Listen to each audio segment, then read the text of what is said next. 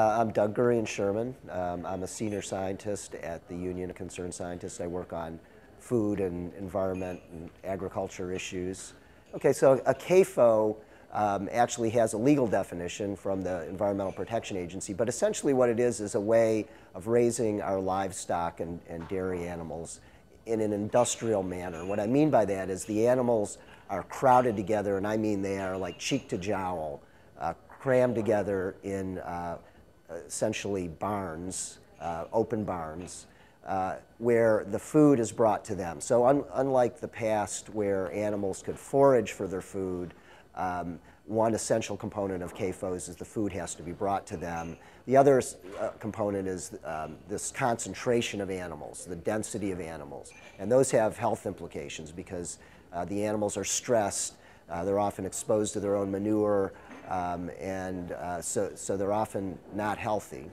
And the other component, and probably single most important one, is size. These are huge operations.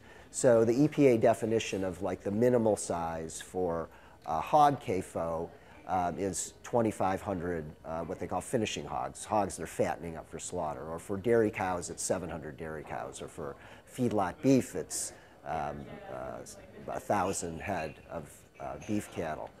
For chickens, for broiler chickens, it's usually, it can vary, but it's usually 100,000. So these are big operations, and that's the minimal legal size. What we're talking about now, and some people may remember from the recent swine flu outbreak, the facility in Mexico, they were talking about, I think, 1 million or several million hogs. And often these CAFOs have been growing over time, and so, you know, many of them are not at that minimal size. They're tens of thousands or hundreds of thousands of animals. And I think it's also important to understand that this is, except for chickens, this is a relatively new phenomenon. For most livestock, hogs, dairy cattle, and others, this is something that's really been occurring since the 1980s, and these CAFOs have been growing both in number and size. The implication of that is that when you have all of these animals in such a small space, as I indicated already, the animals are stressed, so they're less healthy.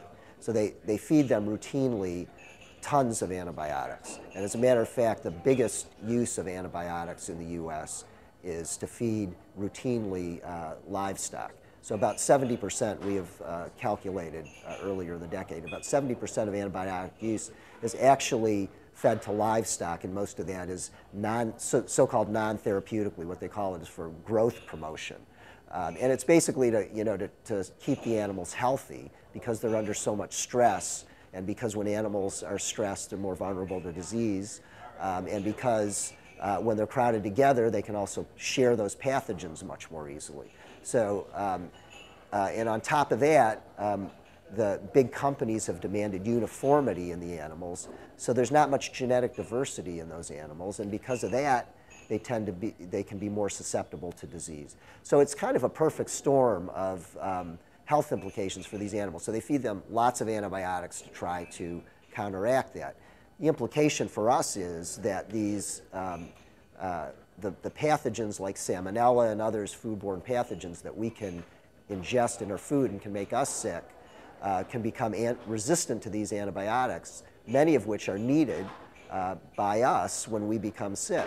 So a certain percentage of people that get food poisoning end up in the hospital. If those strains are antibiotic resistant, which they often are, and those antibiotics are used to try to treat people in the hospital to get them better, they don't work. So hospital stays are longer, what we call morbidity and mortality are increased because of these disease-resistant organisms, and those have obviously costs to the people that are there in the hospitals and they're sick, and it has cost to society. So one thing we've tried to do is to quantify, ballpark numbers what some of these costs are. And in terms of antibiotic resistance, using National Academy of Sciences numbers and working with those, we calculate that probably as a minimum, it costs us as a society about $1.5 to $3 billion a year because of these antibiotic-resistant pathogens that are coming from our food. So that's one implication of CAFOs, these animals that are brought together in huge numbers, crammed together, and then fed grain that's brought to them, and cheap grain is then, another key to the whole picture.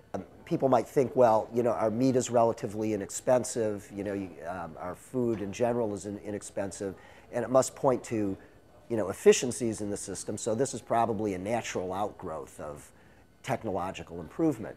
And in some ways that's true, but largely these CAFOs are really the product of public policy, especially at the federal level.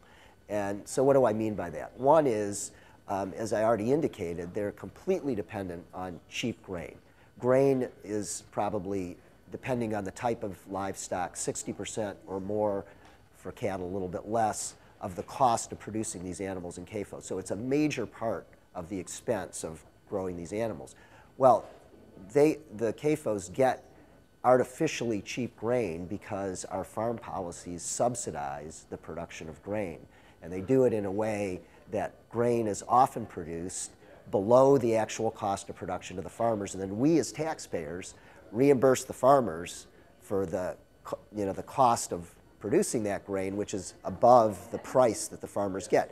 Well, the CAFO owners pay that lower price. It's an artificially low price because if those farmers had to stay in business without the subsidies, they couldn't do it because their costs of production are often higher than the price they're getting for it. And so in an actual functioning market, the cost of that grain would have to be considerably higher. So we've calculated with folks at Tufts what those subsidies mean for CAFOs. And over the period between 1997 and 2005, we've calculated that the benefit to those CAFOs amounted to about $36 billion, or about $4 billion per year.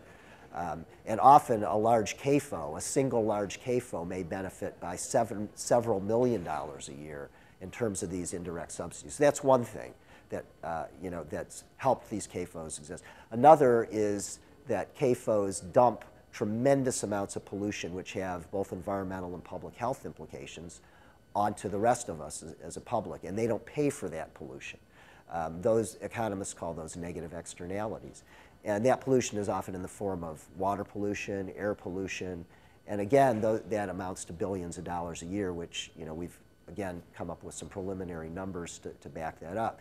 So let me flesh that out a little bit. So in terms of water pollution, because CAFOs produce so much manure, and they'll produce as much waste as a small to medium, even a large city in one of these CAFOs, and it's completely untreated.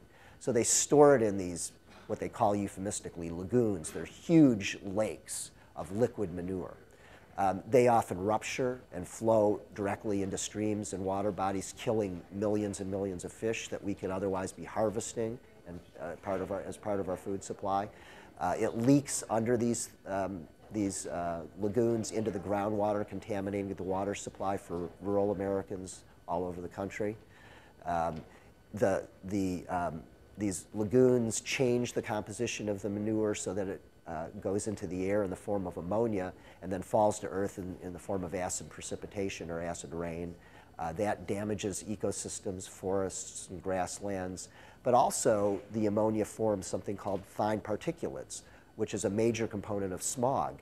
And fine particulates are one of the most serious causes of chronic pulmonary lung disease in the U.S. So we associate this with smog from cars, in major cities, but in the middle part of the country, ammonia is in the air as a major source of particulate smog.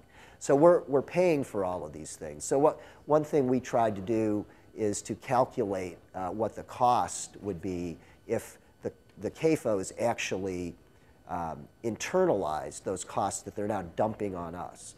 So, just to fix the leakage under the lagoons, the manure lagoons, would probably cost, for hog and dairy CAFOs nationally, over $4 billion.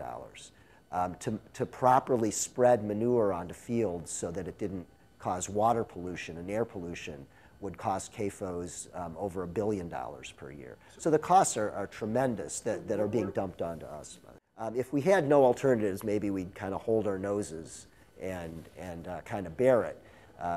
But in fact, there are good alternatives, but these alternatives are being shut out of the market by the public policies that are encouraging CAFOs and actually discouraging all these alternatives. So, for example, what we call smart pasture operations, raising cattle on pasture, have multiple benefits.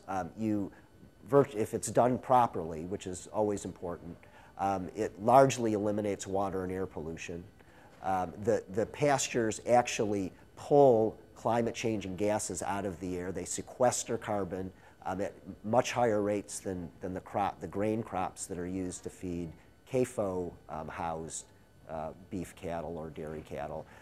So they have multiple benefits and are relatively efficient. But unfortunately, as I was saying before, the CAFO owners get this huge indirect benefit by buying cheap grain. We don't have any subsidies for pasture, so pasture-raised dairy and beef producers get no subsidies for these things.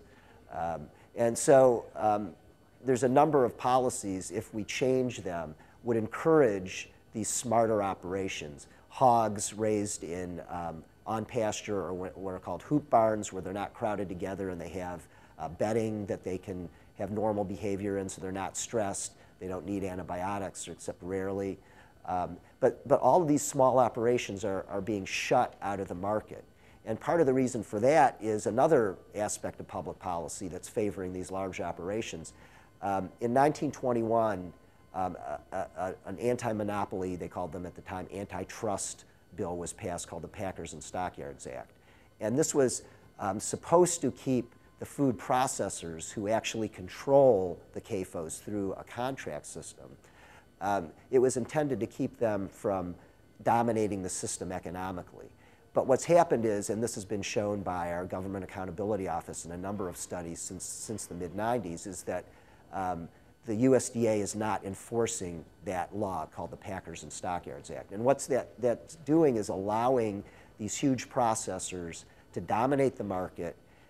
They usually will not buy from these smaller, environmentally sound, public health solid, smaller producers. They only will buy from CAFOs. They only contract with CAFOs. And so what that does is it makes it incredibly difficult for these smaller and often very efficient producers to have access to slaughterhouses and other aspects of the market to market their products. So, another public policy that needs to change is just the enforcement of the Packers and Stockyards Act to break up these huge processing companies, these conglomerates, or otherwise do things to open the market so these smaller producers can have access.